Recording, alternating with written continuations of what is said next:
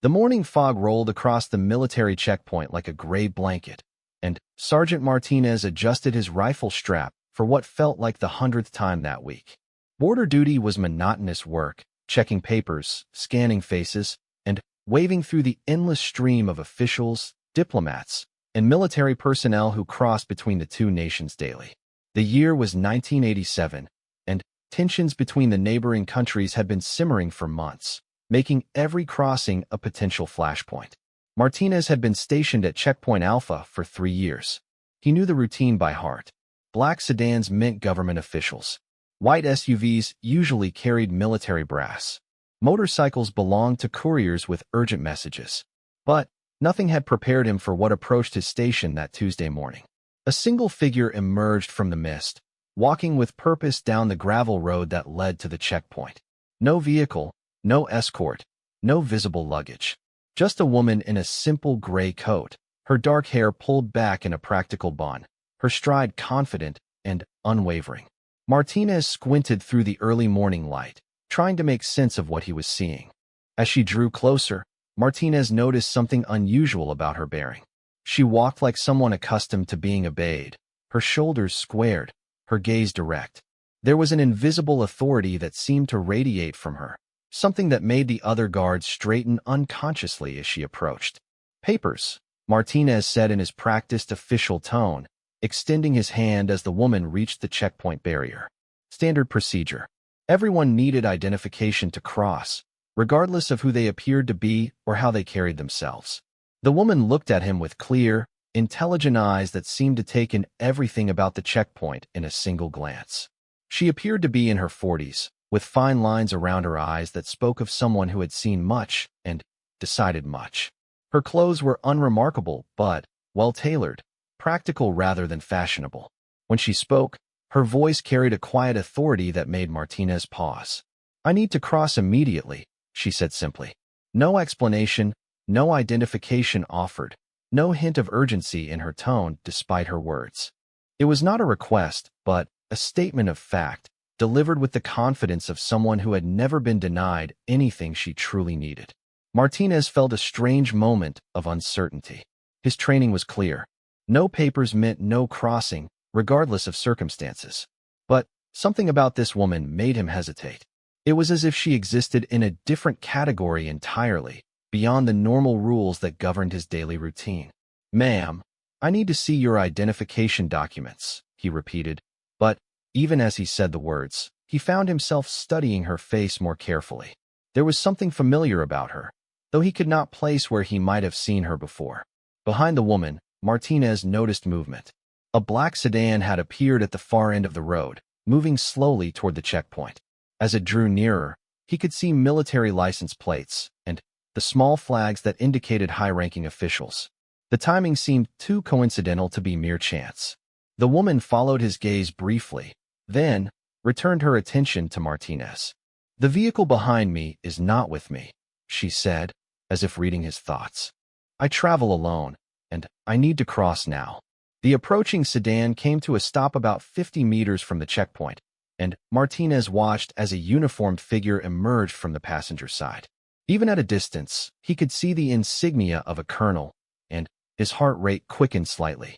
High-ranking military officers meant complications, especially when they appeared unexpectedly at border crossings.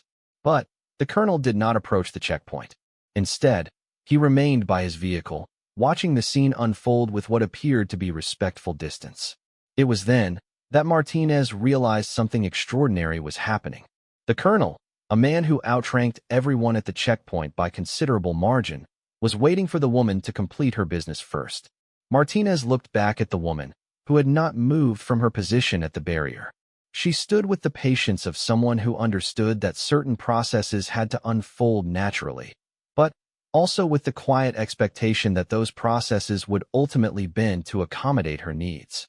"Ma'am, I understand you may have urgent business," Martinez began, trying to find a middle ground between his duty and the increasingly surreal situation developing before him. "But regulations require identification for all border crossings. Perhaps if you could explain the nature of your visit, or if someone could vouch for your identity." The woman considered his words carefully before responding. Young man, there are some journeys that cannot be documented in the usual way. Some purposes that exist beyond the reach of routine paperwork. I am asking you to trust that my business on the other side of this line is important enough to warrant your cooperation. Her words carried weight that went beyond their literal meaning. Martinez found himself thinking not about regulations and procedures, but about judgment and discretion. He had been a soldier long enough to recognize that sometimes the most important decisions were the ones that required looking beyond the immediate rules to understand the larger picture. The colonel behind them had not moved closer, but Martinez could feel his presence like a silent pressure. Other personnel at the checkpoint had noticed the unusual situation, and he could sense them watching to see how he would handle this unprecedented circumstance.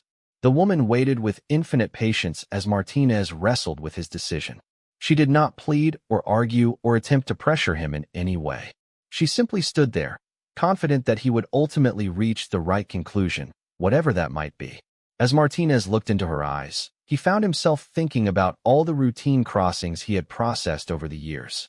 Diplomats with their fancy credentials, military officers with their elaborate documentation, government officials with their stamped and sealed papers.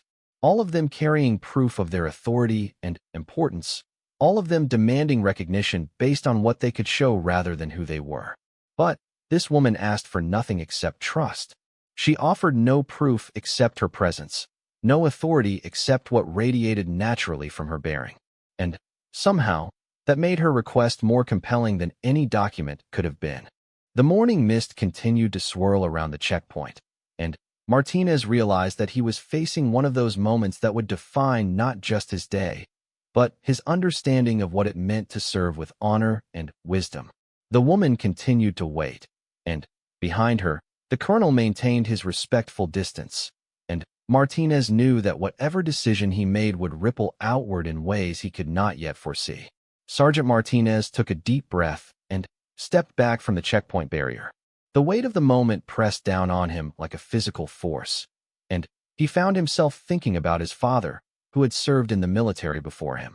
His father had always said that a good soldier learned when to follow orders exactly and when to follow the spirit behind those orders instead. "Ma'am," Martinez said finally, his voice steady despite the uncertainty churning in his stomach.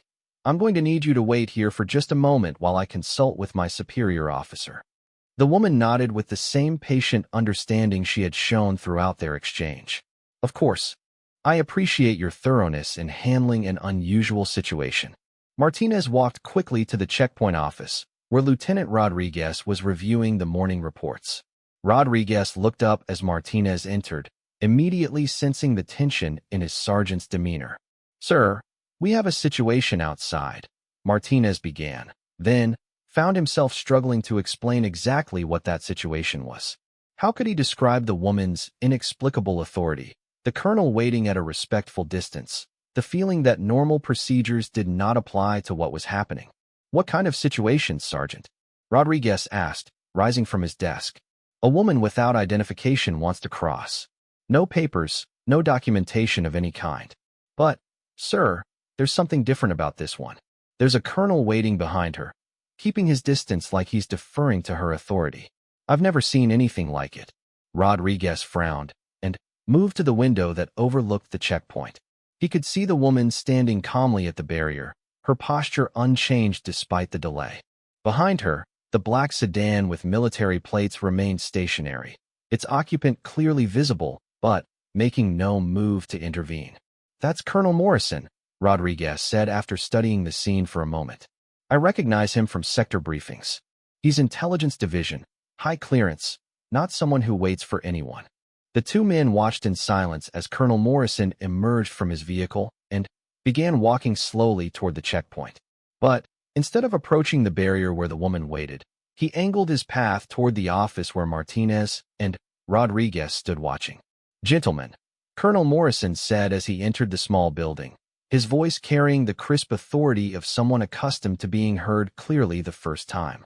"I believe you have a question about the woman at your checkpoint." "Yes, sir," Rodriguez replied, snapping to attention. "She has no identification, and she's requesting passage."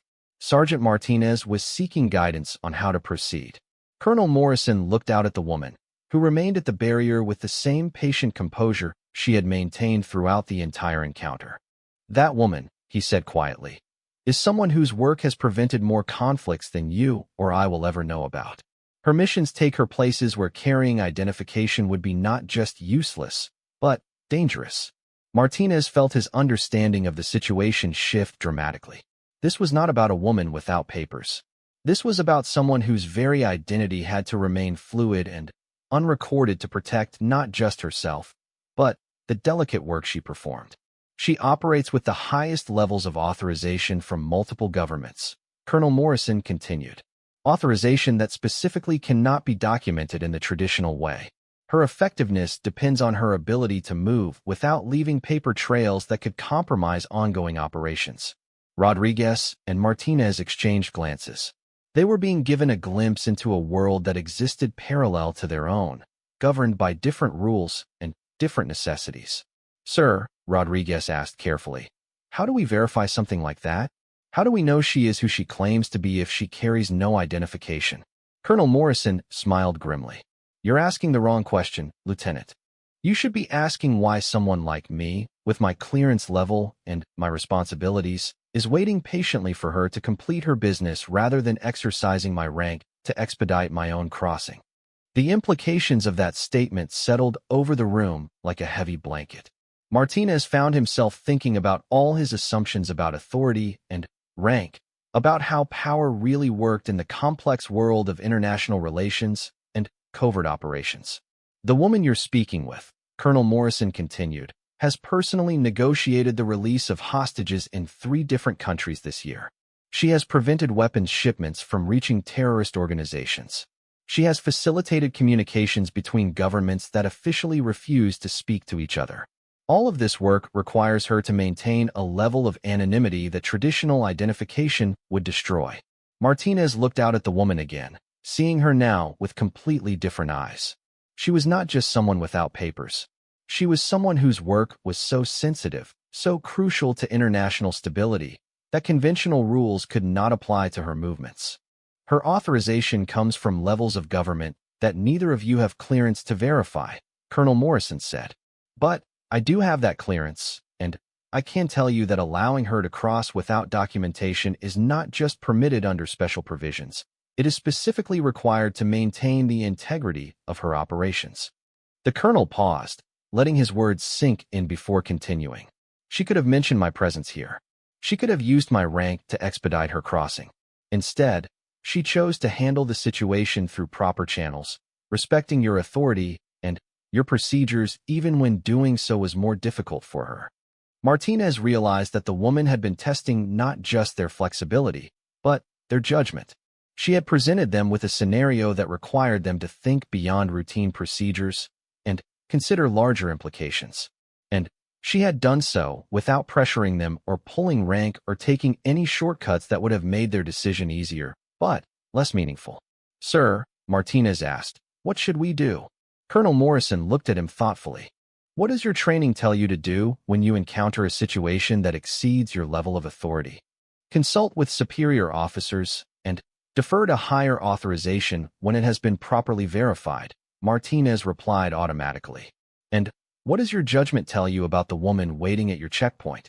Martinez considered the question carefully.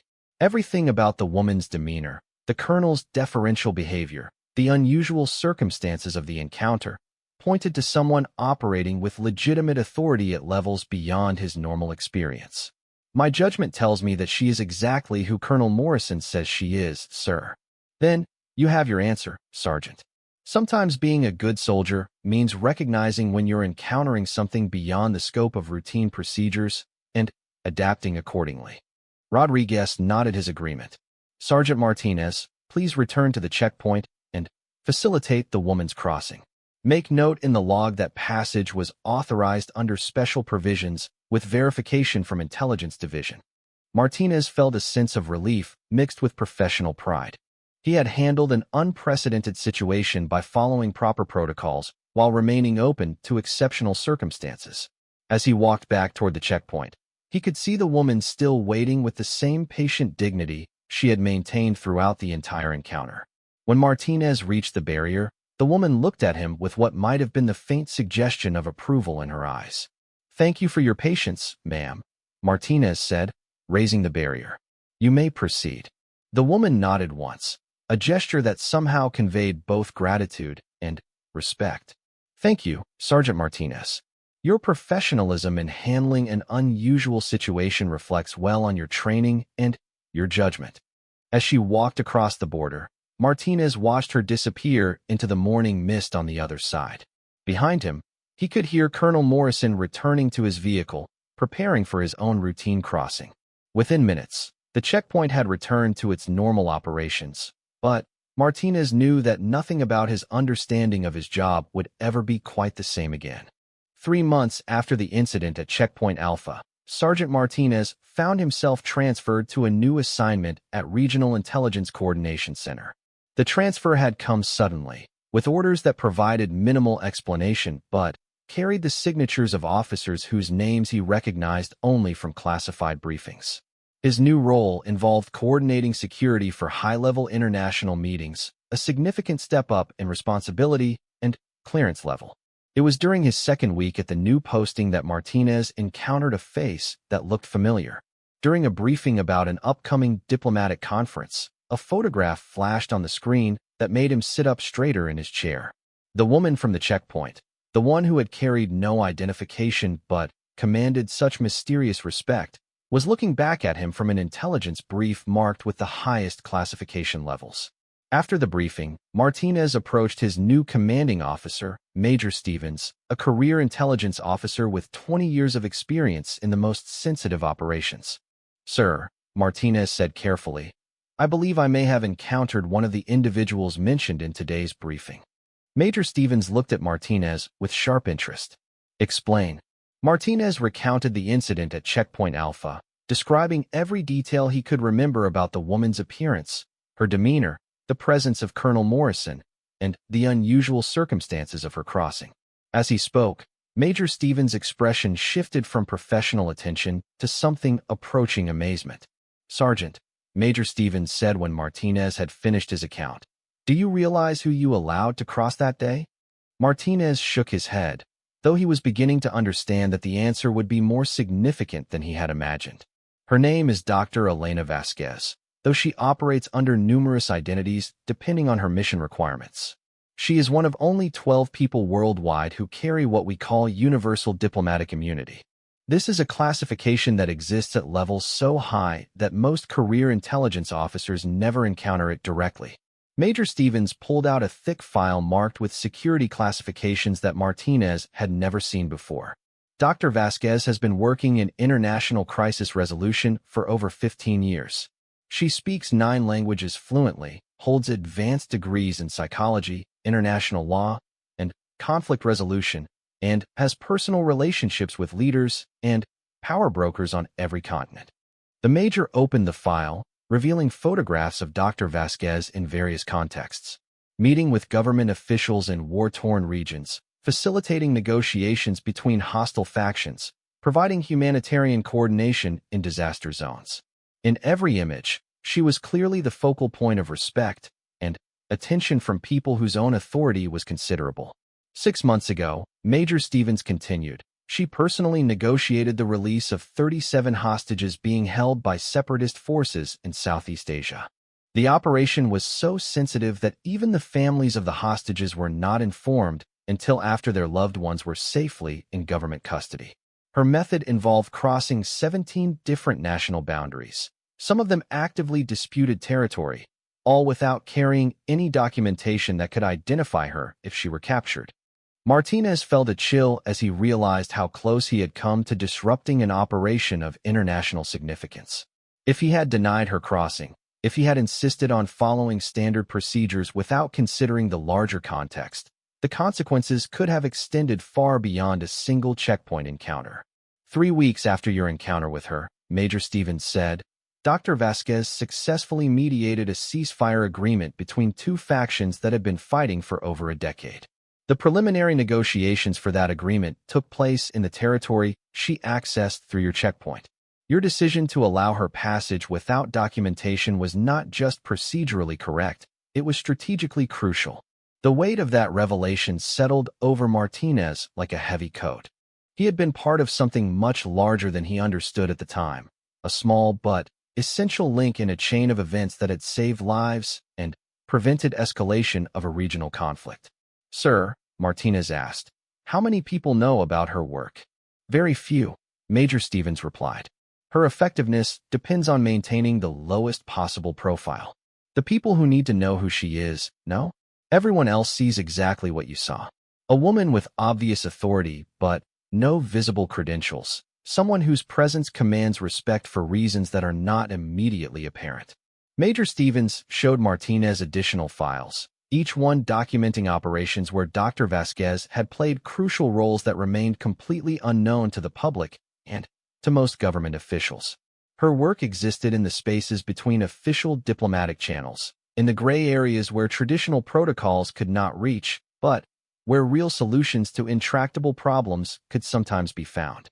"The reason you were transferred here," Major Stevens said, "is because your handling of the checkpoint incident demonstrated exactly the kind of judgment and discretion required for this type of work. Colonel Morrison specifically recommended you for assignment to this unit based on your ability to recognize exceptional circumstances and adapt appropriately." Martinez realized that his career had taken a fundamental turn based on those few minutes of conversation with a woman whose name he had not even known.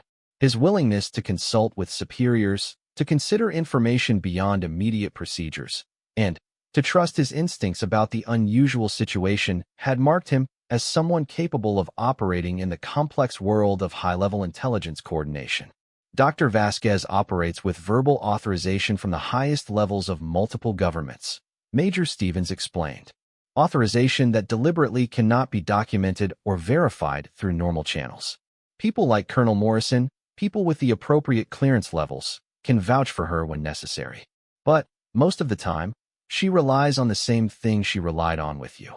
The ability of trained professionals to recognize legitimate authority even when it appears in unconventional forms. Over the following months, Martinez learned more about the shadowy world in which Dr. Vasquez operated. He coordinated security for meetings she attended, sometimes without knowing her true identity even then. She might appear as a UN observer, a humanitarian aid coordinator, or a cultural exchange facilitator, always maintaining cover identities that allowed her to access situations where her real work could proceed without attracting attention. The most remarkable thing Martinez discovered was that Dr. Vasquez remembered their encounter at Checkpoint Alpha. During one brief interaction at a secure facility, she thanked him for his professionalism and discretion, mentioning that his careful handling of their meeting had allowed her to maintain the low profile essential to her subsequent mission success. "Sergeant Martinez," she had said, "you faced a situation that had no clear precedent in your training, and you chose to seek guidance rather than defaulting to rigid procedure. That choice allowed important work to proceed unimpeded. Sometimes the greatest service we can provide is to recognize when normal rules must bend to accommodate extraordinary circumstances." Years later, when Martinez had advanced to officer rank and was running his own intelligence coordination operations, he would often think about that foggy morning at Checkpoint Alpha. He came to understand that Dr. Vasquez had been testing more than just his willingness to be flexible about documentation requirements. She had been assessing his ability to think beyond immediate procedures to consider larger implications, his capacity to recognize authority that existed outside traditional hierarchies, and his wisdom in knowing when to seek guidance from superior officers. The woman who carried no identification had been carrying something far more important. She carried the trust of governments, the hopes of people caught in impossible situations, and the responsibility for outcomes that could affect thousands of lives. Her authority came not from papers or badges or official positions, but from her proven ability to solve problems that others could not solve, to reach agreements that others could not reach, and to access places that others could not access. Martinez never learned all the details of the missions Dr. Vasquez completed during her career. Much of her work remained classified at levels beyond his clearance even as he advanced through the ranks. But he understood that on that misty Tuesday morning at Checkpoint Alpha, he had encountered someone whose life's work existed in the most crucial and invisible spaces of international relations, and that his decision to trust his judgment rather than default to rigid procedure had been a small but meaningful contribution to that vital work. The checkpoint incident became a defining moment in Martinez's career, not because of what he had done, but because of how he had chosen to think about an unprecedented situation. Dr. Vasquez had taught him that true authority sometimes appears without documentation, that important work sometimes requires moving beyond established procedures, and that the greatest service a professional can provide is the wisdom to recognize when exceptional circumstances demand exceptional responses. In the years that followed, Martinez would encounter other individuals operating with similar levels of unofficial authority, people whose work required them to move through the world without leaving the paper trails that conventional operations created. His experience with Dr. Vasquez had prepared him to recognize these situations and to respond with the appropriate balance of caution and cooperation. The woman without papers had given him something more valuable than any formal training could provide.